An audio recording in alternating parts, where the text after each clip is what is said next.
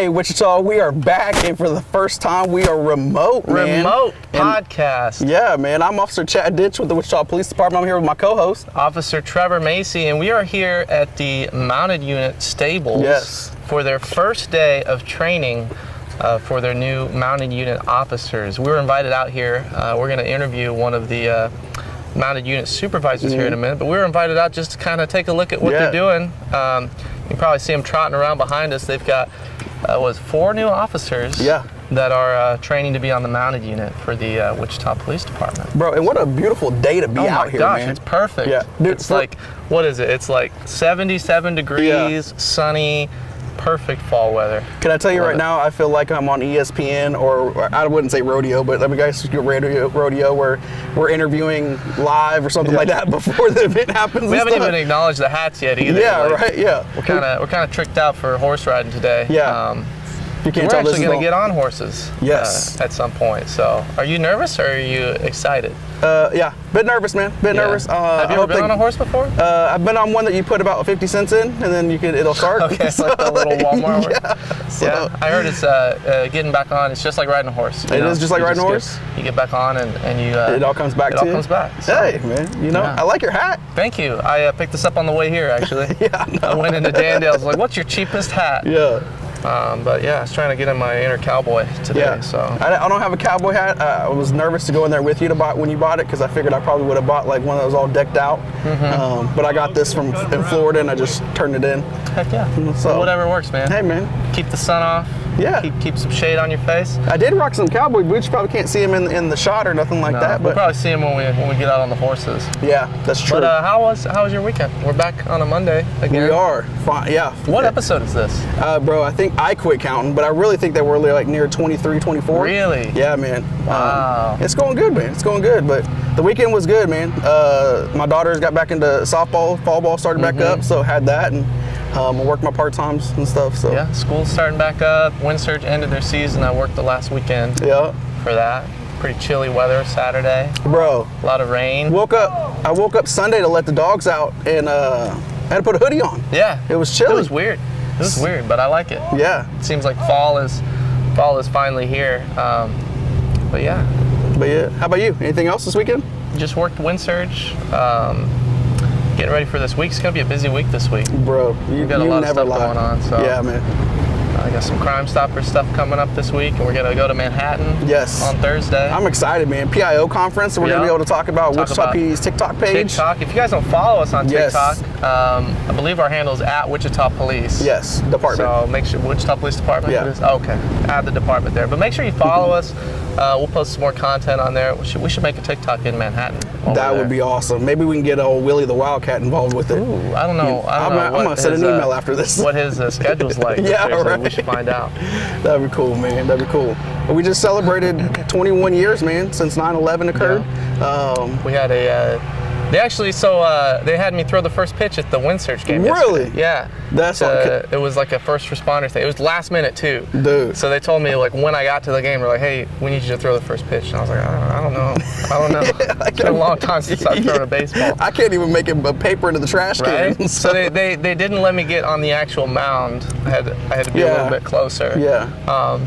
But I threw it. It made it over the plate. But there was like a 6-year-old who threw before me who totally showed me up. He like had a wind up. He threw it when it hit the mitt. It like slapped. It was like a good solid pitch, and mine was like. You just floated it like Rookie of the Year. There you go. It was lame. That's dope though, man. Be able to throw the first pitch. Yeah, it was an honor. They took some photos. It was really cool. Yeah. I sent the video to my mom. I was like, hey, look what I did. So she's like, oh, I'm so proud. So, was there a lot of people there on Sunday? There's a decent crowd Saturday and Sunday, actually. I think this being the last weekend of the season, a lot of people showed up. So that's dope, man. That's dope. Should be in the playoffs too, as long as they do really well. Yeah, I think they just have like 2 more. They're away this week, and I think I think they're probably going to be. I would say so. Postseason, but I saw a thing on TikTok or some social media page, and I think it's been up there for years, that everybody. We all remember 9/11 and everything, and where we were that day when the planes struck the towers and stuff. But if we could all sometimes go back to when 9/12, how we were all together. We were all Americans together. We all fought for each other and stuff, and we didn't argue over, you know, petty stuff and wanting to fight and everything like that. So yeah, that was an interesting time. Yeah. I was in 4th grade, I think, when that happened, and I remember like the next week after that, we had some military guys come to our school and just talk to us about, like, you know, being afraid and how you don't need to be afraid, because we're gonna basically go take care of this. Right. So, dude, ironically, I was in history class. I was going to history class. Really? Yeah. And on 9/11 or? On 9/11. Yeah. I was walking into history class, and then that's when the towers were hit. And then we had our school put the, you know, everybody had the roll around TV and everything, the box TV on the racks. You know what I'm talking about? Yeah. They had that, and they put it in the commons area. The TV cards. There you go. Couldn't think of it, man. You know. But yeah, we were going to music class. Okay. And our music teacher was listening to the radio, and she was visibly sad and distraught. And we were like, "What's going on?" And then she turned the radio up, and we listened to all the reports. It was crazy. It was crazy, man. It's crazy. But here we are, you know, 21 years later. A lot of people still live in those effects that were there, first responders and everything like that, family members that lost loved ones. What better way to also be here on a day that's the day after, and think about a way of finding peace and dealing with stressors and stuff like that, than to be out here this beautiful weather watching horses, man. I mean, that's pretty cool. Yeah. And another thing on that topic, last week we put out some information on a missing person from 2001. Yeah. Jaquila Scales. Yeah. Who went missing on September 6th, and then 9/11 happened, and kind of the media coverage around her disappearance kind of shifted focus. Yeah. So we're trying to keep that out in the public eye. So take a look at our Facebook page for information on that. But if you have any information, you can contact our cold case unit. The information to contact them is on our website and on Facebook on those posts. So, yeah, man, it's crazy how things can happen. You know, at certain times and everything. Just unfortunate timing on that, but we still need answers on that case. Absolutely, absolutely. Speaking of needing answers, we have our guests, and I think they're rounding up right now to be able to take a quick break. Yep. Maybe we'll jump down there and get a hold of Sergeant Ed Brower. He's one of the main instructors here, head of the mounted unit. So to get off this platform and get on a horse. So you ready? Wish us luck. Let's get a refill, man, and we'll go talk to Sergeant Brower real quick.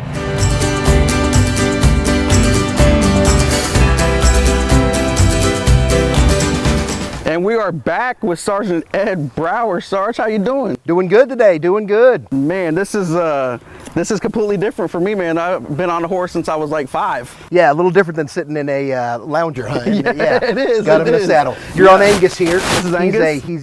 He's a 16-year-old Clydesdale gelding, and he's our biggest horse. Oh, wow. So that's the horse that fits you, brother. Big, All sure right. does. There you go. I'm on Hero. He's another Clydesdale. Okay. He's a 10-year-old gelding.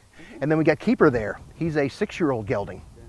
And both of these guys, the two on the outside come from Wichita, and this guy was donated from a lady in Tulsa. So, oh man, that's awesome. We're lucky to get him. The Wichita Police Foundation, when they first started, that was one of their deals, is to get us some horses, and they started the Clydesdale campaign. Yeah. And they were able to get a lot of private businesses as well as a lot of private individuals donate money, because Clydesdales are a little more expensive than regular horses, at least around here anyway. Yeah. So they were able to generate funds, and we purchased the two outside ones, Hero and Keeper, and then a lady in Tulsa saw that, and then she called us and wanted to donate her horse to us for police work. So that's it worked awesome. out kind of well. So we got 3 beautiful Clydesdales for the unit.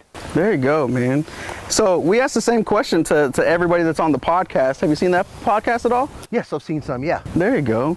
Well, so we started this in order to be able to allow the community to get to know the officers as well, besides just their rank and stuff. So tell us, who's Ed Brower?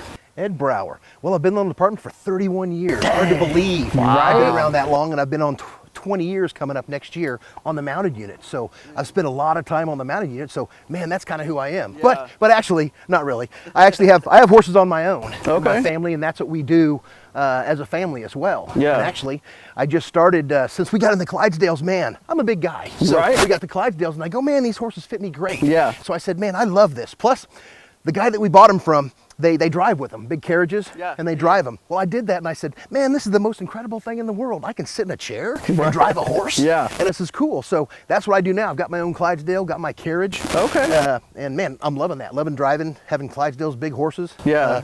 Doing that. Like I said, my family, we have horses, so we all do, whether it's showing or just riding, pleasure riding, and doing stuff, we're always doing horses as well on our own time. Yeah, that's awesome, man, because especially like with the holidays and stuff, to be able to have a carriage and a horse and everything, bring good light and smiles to families and stuff, that's amazing. Oh, yeah, we just did a deal with the Wichita Police Foundation yesterday over in Bradley Fair, and I brought my carriage and my Clydesdale, and we did rides, and there were so many girls showing up, and they all said, I feel just like a princess, Right? just like a princess. Girls love that. It's a real pretty white princess carriage, so it is kind of like that. So they had a lot of fun. So you're right, that was a lot of fun, and I'm hoping the holidays to be able to do some of that. Yeah. Either I'll dress like Santa Claus and then we'll ride around, or just show up and just give people rides, because it's a lot of fun, and a lot of people, it's surprising how have never ridden in a carriage before. A lot of people, most of them yesterday would say, have you ever been in a carriage before? And they said, no, I think this is the first time I've ever been in a carriage. Oh, man. Ride. So, and it's, man, believe it or not, it's a smooth ride.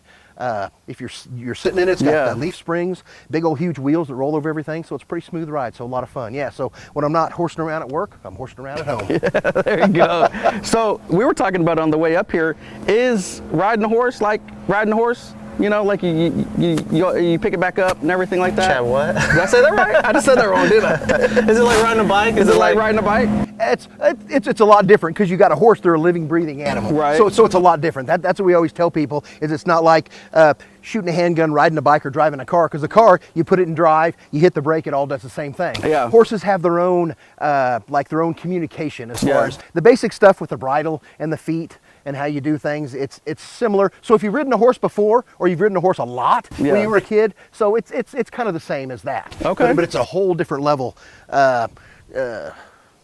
Than bikes and everything else, because like you said, it's a living, breathing animal. So what I'm thinking and what I'm going to do, like a car, you press the gas, it goes. You hit the brake, it stops. Yeah. But with horses, there's a little different communication. So sometimes if you're not asking the right thing, the horse isn't going to do it. So there's no universal code to horses. But it's one of those things. If you do it enough, it is kind of like riding a bike. You jump back on, and you get the feel, and you're good to go again. I got you. So you obviously the officers have to be trained to be on the mounted unit, but these horses get a lot of training too, don't they? Yes, they do. And that's the crazy thing, is what, because they, in the wild, they're prey animals. Right. So they run from scary stuff. When things go crash, bang, or when the saber-toothed tiger or a mountain lion jumps out of the bushes, they run from it. Well, we teach them in police work, they can't run from it. You know, because the fireworks, Riverfest, that goes boom. So we go into the violence, or into the crowds, or into the disturbances, or into the gunfire. So we've got to teach them with that. So we've got to do lots of fireworks, lots of handgun training for that, and we do a lot of simulated type disturbances where people are fighting, going at it, and we have to come bring these horses inside that and do it, which is totally against what thousands of years have taught them to do as prey animals. So that's what's so amazing, their ability to be trained up to do police work when they're animals that grown up as prey animals. But you know, over the years, you look at when they've used them. Clydesdales were great war horses back in the day when the horse was the only form of transportation. I mean, it was a great tool, and you realize that when you're in Old Town, especially in a disturbance. Yeah. Very rarely do we have to use them for force type issues, but when we do, it's great to have a 2,000-pound horse to get between two combatants. Yeah. And if I get my horse, just merely the fact that I get my horse between them, this guy cannot fight this guy. You can't even see him. Yeah. You know, they're big. If you see the size of these horses, once I get them between the two opposing groups, man, there's nothing to do, because it's a huge flesh roadblock. Yeah. And it clears out Old Town pretty quickly. I spent years down there, and when those horses are down there, and you know, we want crowds to clear out Old Town rather quickly, because you know, the more we load her around and everything, usually bad things happen and stuff. So it's nice to have those horses down there help clear those crowds. But yeah, I noticed it did, because I've done it for, like I said, been on the matter for 20 years, and when we're down there, and not that we use the horses, and not that we intimidate people, they're afraid, they run from the horses, but when an officer on the ground inside of a crowd of 600 people, you don't notice them. But with me, you notice it. And a lot of times we're like, hey, we need to go home, people, we need to move, and they're not running to their cars, they're walking nice and slow, but at least they get to their cars. And within 15, 20 minutes, the parking lot's clear. Where you run into problems if that crowd lingers, and then there's a disturbance. So yes, very effective. It works so well. Just the presence of it, just the presence of the horses to get those people to move. So 31 years, I mean, 3 decades. Yes. It's a long time on the department. I can pretty much guarantee what your favorite section of the department is. What would be your second favorite that you've been on, or where have you been? When I started out, I was one of the bike officers, and I was a bike trainer for many years. I did all the bike training for the police department, and I did that for about the first 10 years, just doing that, and I loved riding bikes. and loved going out on the road. I rode on my own, rode mountain bikes and did the police mountain bike training, and that's all I did. But then I started getting into horses, and I got into horses and just switched gears, man. Got rid of my bike. I got my own horse and was just riding all the time. Yeah. And next thing you know, I figured, man, that'd be great to do police work on horseback, right. Get on the mounted unit. So that was my next step there. So yeah, I did bikes, and then I did horses. And through that, I've done, you know, community policing. I've been a patrol officer, so I rode bikes on patrol, and then got mounted, and I was a supervisor and supervisor community policing and all the different units. I've been in every unit like, through, and I've used all the entities, whether it's bikes or whether it's horses, works so great within the community, whether it's enforcement or just the community approach, just getting people to see and say hi and talk with people. Yeah.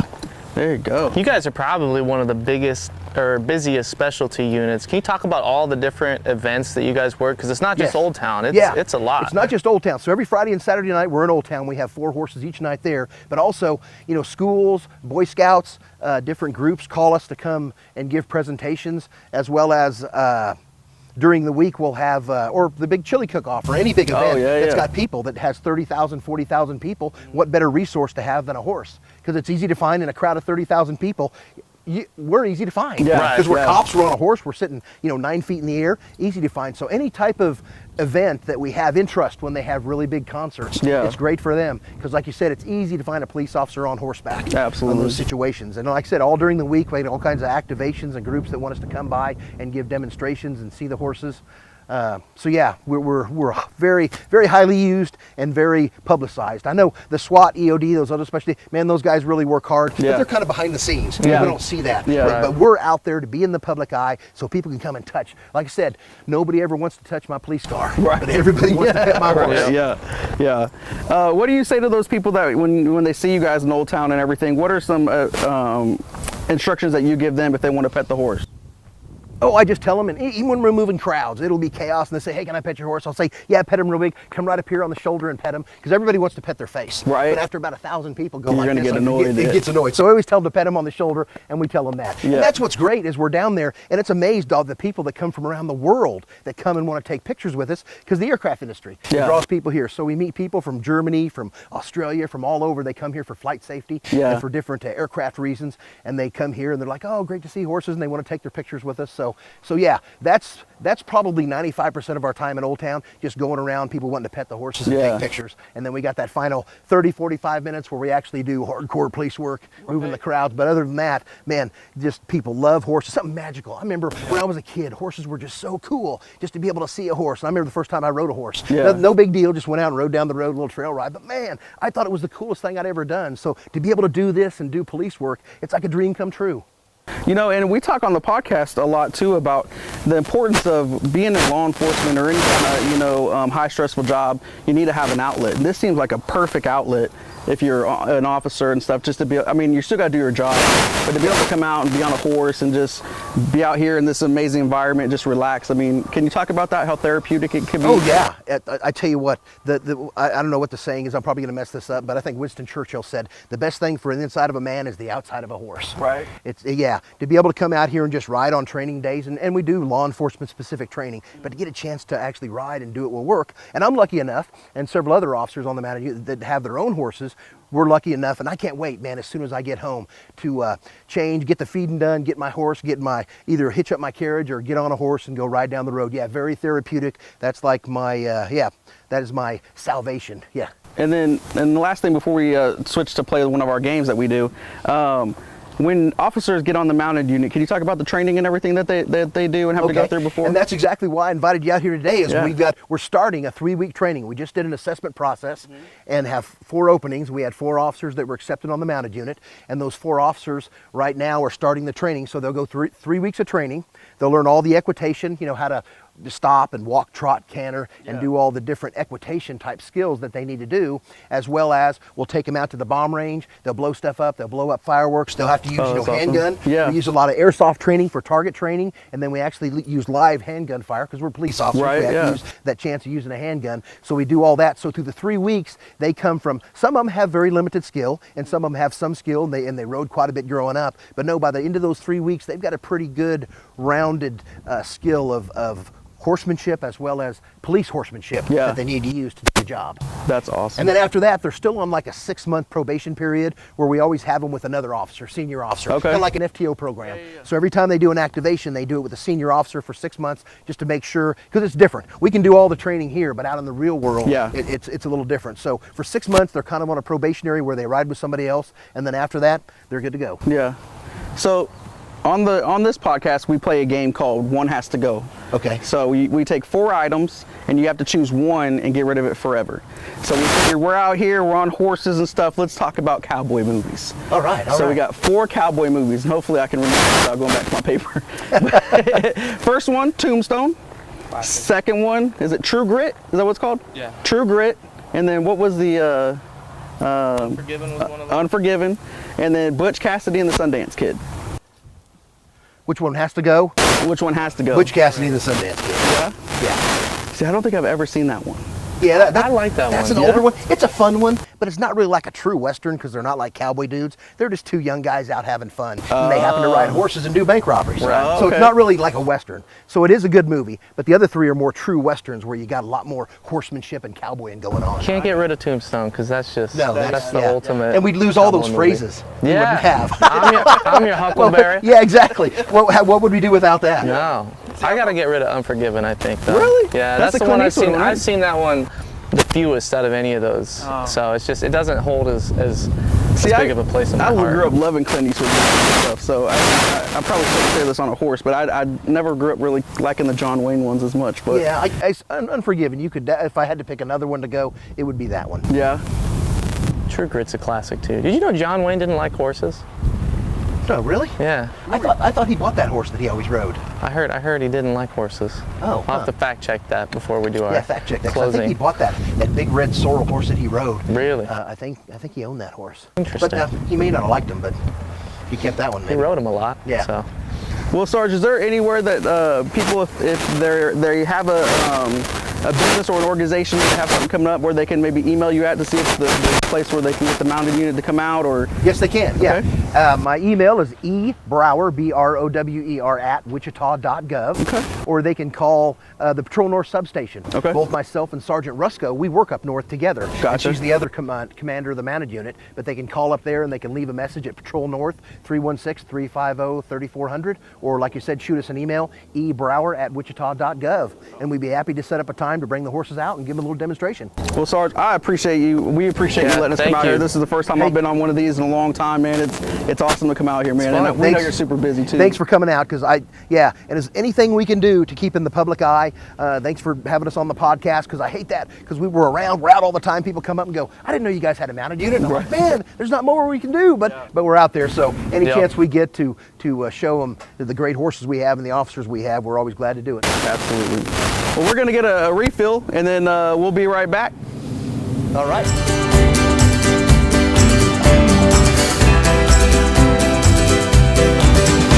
We are back up on the platform. That was fun. That was real fun, man.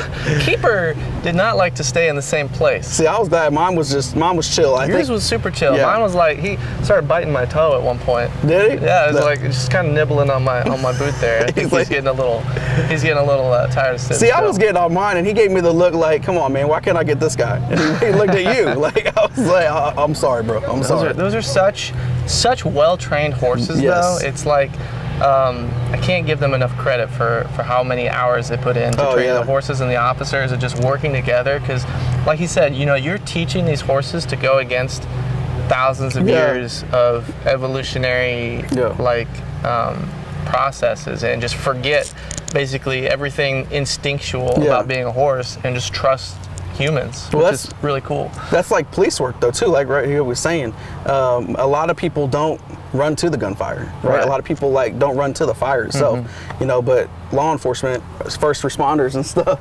That's Gerlach down there waving. He's waving like a princess. He is a princess. He is a princess. Look at him go. But a lot of people don't do that, right? It's not instinct. A lot of people don't run to it. They run away from it. They go get help. They get their family safe and stuff. But we're trained to go straight to the fight and everything. So to have the horse to be able to be a part of our team and have the mentality that we do, I think is awesome. What's interesting too? What's interesting? Spell that one for me, bro. I promise. what's interesting to me is that, you know, I grew up in a rural area, and so would occasionally come across horses and was always told don't walk directly behind a horse. Yeah. But these horses, it's like when we had an emergency response team training out here with like the riot control team, and we trained with the horses, and they're like, yeah, don't worry about needing to avoid the back ends because these horses aren't going to kick you. They're so well trained, like, but it's still like I get nervous behind them, but you know, just trusting these horses, they know what they're doing. Bro, I worked Southside for a little over 2 years, and I'd be in Old Town, you know, every Friday, Saturday night and stuff, and just getting behind them, same mentality. I'd be like, yeah, I'm gonna need to move. I'm gonna need to move. But then Sergeant Resco taught me that a horse will always give you a clue right before they kick, and they'll swing their back end. So if that back end was moving, your boy was out. So by the way, I fact checked the John Wayne thing. Okay. So John Wayne had a ranch, he had horses, but he was quoted one time as saying, I never really liked horses. So I don't know. Yeah. I think they're beautiful though, man. Oh, I love horses. Yeah. And we talked a lot about the training and everything that goes into it, but we never touched base on also maintaining them, right? Yeah, you gotta do their vet care, you gotta do their food. Yeah, their hoofs, they're cleaning out their stables and everything. Like, there's a lot of horse poop. Yeah, a lot of extra work. And then just Ed Brower was saying that he does the cleaning of the TikTok, hoofs. the hoof cleaning. What does he call that? I don't know. He had a nice fancy word for it. But I know there's a word for it, but I'm forgetting. If you know the word, email us. Brower's gonna email us, at wichita.gov. But those TikTok videos of people cleaning so the horses, relaxing. oh my gosh, dude! I got in a rabbit hole one night, and I watched so many hoof cleaning videos in a row. It was insane. My whole For You page was like hoof cleaning. Bro, and then I felt like an expert watching it, right? Because I'm like, hold on, man, the other guy didn't do that. You're doing it wrong. You're not doing it right. Yeah, how come you're not doing it like this? You missed the spot, scraping that. Yeah, you're not supposed to use that kind of lotion or whatever it is. So we'll have to do more stuff with the mounted unit because it's a lot of fun. And we have a great community policing with this police department and everything, but we're talking about one pillar of community policing is having a big old horse. Oh yeah. To be able to come to your school event, your business event that you're having and stuff, being in Old Town, Riverfest. Well, and we were talking with them after we got off the horses. By far, I think the mounted unit and the officers of the mounted unit, the horses and the officers are the most photographed members of the police department. Yeah. Hands down. You cannot be on the mounted unit and be like, hey man, I don't like my photo be taken. Yeah, no. Like, sorry, you're bro. gonna get your photo taken. People are gonna ask to pet your horse. Yeah. It's gonna happen. Yeah. And just, you know, seeing people in Old Town are always coming over trying to pet the horses, everything. It's really cool. It's a it's a good tool for us as a police department, but it's also good outreach for us as a police department because it gets people to come over and actually engage with us. Yeah. And then we can say, hey, you like these horses? Well, check out our officers. We're kind of cool too. You know, I heard a thing from a community policing officer in Ohio, man, and he always talked about he wanted to be in his cruiser and wanted it to be treated like the ice cream man. He wanted kids to run to him when they saw him in the neighborhood and stuff, right? And I think that's how we are as police. That's how we are as community policing. But man, you got to be that way with a horse because people are just going to run up to you nonstop. They're attention grabbers for sure. Yes. I'm super glad we got to do this. We'll have to do more remote episodes. Yeah, 100%. I know it's a lot of work for our behind the scenes guy, but hey, it gets him out of the office too. Yeah. So. And we didn't even ask them about your little Star Wars stuff or anything like that. I'm sure they're not Star Wars fans. I forgot to ask him if he was. Hey, Sergeant Brower, have you ever seen Star Wars? That's a no. He's seen Star Wars. No, do you like it? Yeah, I love it. He loves it. Oh my God. Come on, Chad. Come on. You're the only person. No, I'm not. You and like two other people. The main guy here. Tauntauns, don't they? Yes, tauntauns. Chad doesn't know what a tauntaun is. I know what a pom-pom is. I thought they smelled bad on the outside.